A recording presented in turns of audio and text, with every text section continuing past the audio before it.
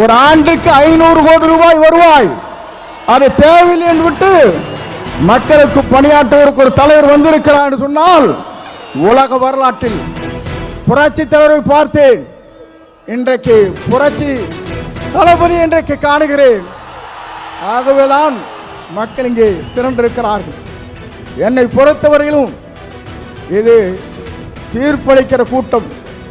தீர்ப்பளிக்கிற கூட்டம் மட்டுமல்ல, நீங்கள் திரண்டு வந்தால் நாடே தாங்காது என்கிற முறையிலே தான் இங்கே அற்பை தின்று கொண்டிருக்கிறீர்கள்.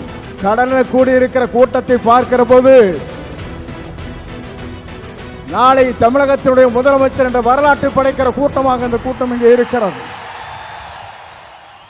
எல்லோரும் சொன்னார்கள், எப்படி ஆட்சிக்கு வர வேண்டும் என்று பல பேர் கனவு காணுகிறார்கள். ஆனால் தமிழ்நாட்டு மக்களை பொறுத்தவரையிலும் நாளை தமிழ்நாட்டை ஆளப்போவது புரட்சி தளபதி தான்.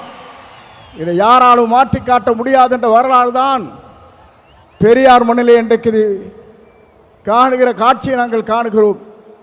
சமுதாயம் என்பது தந்தை பெரியார் அவர்கள் குறிப்பிட்டதை போல ஏழை மக்களுடைய கண்ணீரை தீர்ப்பதற்கு ஒரு நல்ல தலைமை வேண்டும் என்று பல நாட்களாக மக்களுடைய கனவு இன்றைக்கு நிறைவேற்றப்பட்டிருக்கிறது.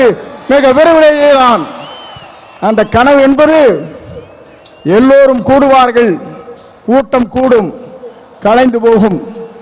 ஆனால் நம்முடைய கூட்டத்தை பொறுத்தவரையிலும் எதிர்கால தமிழகத்தை உருவாக்கி இருக்கிற வெற்றி கழகத்திலே தலைவர் அவருடைய வரலாற்றை படைப்பதற்கு இங்கே பெருந்திரளாக இங்கே வருகின்றிருக்கிறீர்கள். அதோடு மட்டுமல்ல, சிலவே நினைக்கிறார்கள் தலைவரை பொறுத்தவரையிலும் மனிதனை மிக்கவர், நல்லவர், வல்லவர், உங்களுக்காகவே வாழ்ந்து கொண்டிருப்போர் என்பதை மறந்துவிடக் கூடாது. ஏனென்று சொன்னால் ஒரு ஆண்டுக்கு 500 கோடி ரூபாய் வருவாய், அது தேவையில்லை என்று விட்டு மக்களுக்கு பணியாற்றுவதற்கு ஒரு தலைவர் வந்திருக்கிறார் என்று சொன்னால் உலக வரலாற்றில் புரட்சி தலைவரை பார்த்தேன். இன்றைக்கு புரட்சி தளபதி இன்றைக்கு காணுகிறேன். ஆகவேதான் மக்கள் இங்கே திரண்டிருக்கிறார்கள். என்னை பொறுத்தவரையிலும் இது தீர்ப்பளிக்கிற கூட்டம். தீர்ப்பளிக்கிற கூட்டம் மட்டுமல்ல, நீங்கள் திரண்டு வந்தால் நாடே தாங்காது என்கிற முறையிலே தான் இங்கே அற்பை தின்று கொண்டிருக்கிறீர்கள்.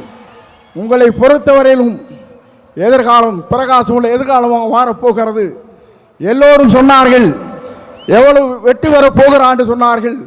234 அவர் ஆரை விரல் காட்டுகிறாரோ அவர் தான் தமிழ்நாட்டில் சட்டமன்ற உறுப்பு என்ற வரலாற்றை படைக்கின்ற அளவிற்கு நீங்கள் வாருங்கள், வெற்றி தேடி தாருங்கள் அழைத்து விடைபெறுகிறேன். நன்றி, வணக்கம்.